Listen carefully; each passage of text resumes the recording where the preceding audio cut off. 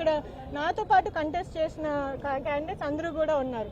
వాళ్ళు ఎంత నష్టపోయారో వాళ్ళందరికీ తెలుసు. నిజంగా ఆస్తులు అమ్ముకుని మరీ పార్టీ కోసం నిలబడ్డారు వీళ్ళందరూ కూడా. ఒక్కళ్ళు కూడా సపోర్ట్ చేయలేదు వాళ్ళని. ఒక్క ఇన్ఛార్జ్ సపోర్ట్ చేశారో అడగండి వీళ్ళని. కేసీఆర్ నాని గారు ఒక్కళ్ళే మొత్తం ఎలక్షన్ అంతా ఫండ్ చేసి వీళ్ళందరికీ కూడా హెల్ప్ చేసి సపోర్ట్ చేసి వాళ్ళతో క్యాంపెయిన్ చేసి ఒక్కొక్క మెట్టు కొండ ప్రాంతంలో ఎక్కారు ఆయన. ఒక్కళ్ళు చేశారా ఇన్ఛార్జెస్? అలాగే చెప్పండి నాకు. మీతో పాటు వారు కూడా కలిసి వచ్చే అవకాశం ఉంది, ఎవరైనా వస్తున్నారా మీతో పాటు? మాతో పాటు లైక్ ఐ సెడ్ మా వెనకాల వేలాది మంది కార్యకర్తలు నాయకులు ఉన్నారండి.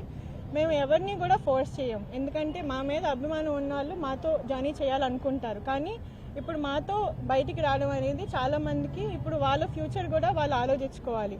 సో మేము ఎవరిని కూడా మాతో రమ్మను. కానీ కేసీఆర్ నాని గారి మీద అభిమానంతో ఎవరైనా కానీ మాతో జాయిన్ చేయాలనుకుంటే తప్పకుండా వాళ్ళకి న్యాయం జరిగేలాగే మేము డెసిషన్ తీసుకుంటామని తెలియజేస్తున్నాం. మాట్లాడి నా స్థాయిని నేను దిగజార్చుకోనండి. కొంతమందికి మారల్స్ ఏమీ ఉండవు. నేను చిన్నప్పుడే ఎప్పుడో అతను మా ఫ్యామిలీ మెంబర్ కాదు అని నేను భావించాను. అలాంటి వ్యక్తుల గురించి నేను మాట్లాడి టైం వేస్ట్ చేసుకొని నా స్థాయిని నేను దిగజార్చుకోను. అది పార్టీని అడగాలండి, నన్ను కాదు. పార్టీని అడగాలి. నిన్న తిరువురు సభలో కూడా కేసీఆర్ నాని గారు ఒక సీట్ రిజర్వ్ చేశారు. ప్రతి ఫ్లెక్స్ లో కూడా కేసీఆర్ నాని గారు ఫోటో చేశారు. ఎలా చూస్తారు సార్? అంటే ఇప్పుడు గత సంవత్సరంన్నర కాలం నుండి లేని ప్రోటోకాల్, గత సంవత్సరంన్నర కాలం నుండి ఇవ్వని రెస్పెక్ట్, గత సంవత్సరంన్నర కాలం నుండి ప్రోగ్రాంలకు పిలవకుండా ఫోటోలు తీసేసి అన్ని రకాలుగా ఇబ్బంది పెట్టి సడన్ గా ఇప్పుడు ఒక ఇష్యూ వచ్చిన తర్వాత ఒక కుర్చీ వేసి దాన్ని జూమ్ చేసి చూపిస్తే అంటే ఏంటంటే అర్థం? ఒకసారి ఆలోచించుకోవాలి అందరూ కూడా. టికెట్ విషయం ప్రధానంగా మీరు చెప్తూ ఉన్నారండి. టికెట్ విషయం హైకమాండ్ ఎంతవరకు ఎక్కడ మేము చెప్పలేదు. టికెట్ ఇప్పుడు ఆలపాటి రాజా గారిని, నెట్టం రఘురామ్ గారిని సభ గురించే మేము చెప్పాము.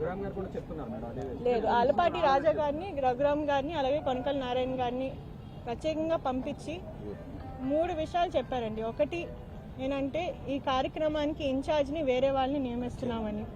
రెండోది నారా లోకేష్ గారు అసలు నాని అన్నకి ఈ ప్రోగ్రాంతో ఏంటి సంబంధం, ఎందుకు జోక్యం చేసుకుంటున్నారు అని అడిగారు. అంటే ఒక సిట్టింగ్ ఎంపీని ఆయన కాన్స్టిట్యున్సీలో పార్టీ ప్రోగ్రాం జరుగుతుంటే ఆయనకి ఏంటి సంబంధం అని ఎలా అడుగుతారండి?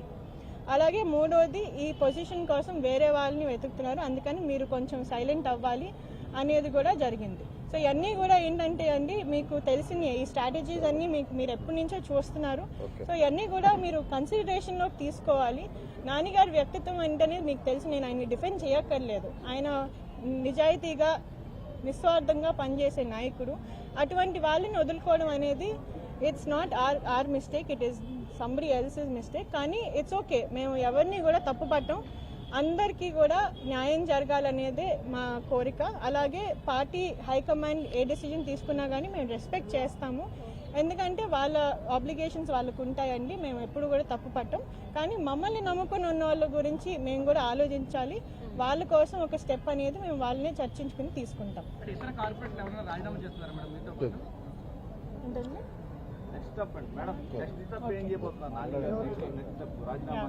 అదే అండి నెక్స్ట్ కార్యాచరణ ఏంటనేది కేసీఆర్ నాని గారు మా క్యాడర్ అంతటితో కూడా చర్చించి వాళ్ళకి ఏది రైట్ అనిపిస్తే దాన్ని బట్టి నెక్స్ట్ స్టెప్ తీసుకుంటాము. కంపల్సరీగా కేసీఆర్ నాని గారు 3వ ఎంపీకి పోటీ చేస్తారు, 3వ ఎంపీగా లోక్సభలో అడుగు పెడతారు. అది మాకు అందరికీ కూడా నమ్మకం ఉంది. కానీ అది ఏ దిశగా అనేది ఆయన నిర్ణయిస్తారు, మా క్యాడర్ నిర్ణయిస్తారు.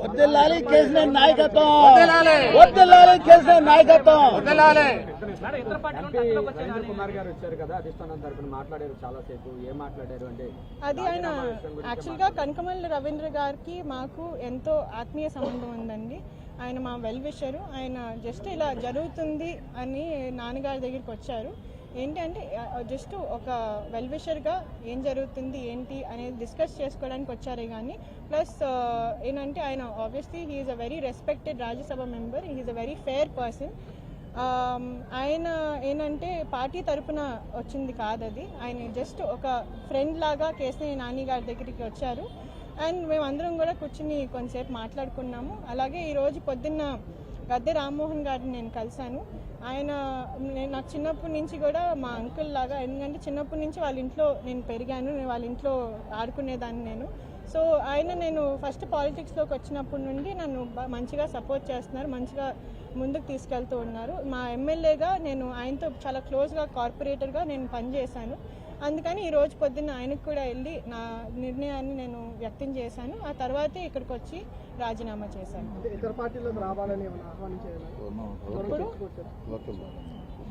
ఒక లాస్ట్తో చెప్తానండి, కేశినేని నాని గారు అంటే పార్టీలకు అతీతంగా చాలా మంది ప్రేమిస్తారు. ఆయన వెల్ విషెస్ అనేది మొత్తం విజయవాడ ప్రాంతంలోనే కాదు, ఆంధ్ర రాష్ట్రంలో ఎక్కడైనా కానీ ఉంటారు. ఆయనకి ప్రతి పార్టీ కూడా ఫేవరబుల్గానే ఉంటుంది. కానీ ఆయన ఎటువంటి డిసిజన్ తీసుకుంటారనేది మా క్యాడర్ని బట్టి ఉంటుంది. లైక్ ఐ సెడ్, వాళ్ళందరికీ కూడా న్యాయం చేయడం అనేది మా బాధ్యత. సో ఏ పార్టీ అయినా కానీ లేకపోతే ఇండిపెండెంట్గా అయినా కానీ ఏది రైట్ డిసిజన్ అనేది కేశినేని నాని గారు మా క్యాడర్ డిసైడ్ చేస్తారండి.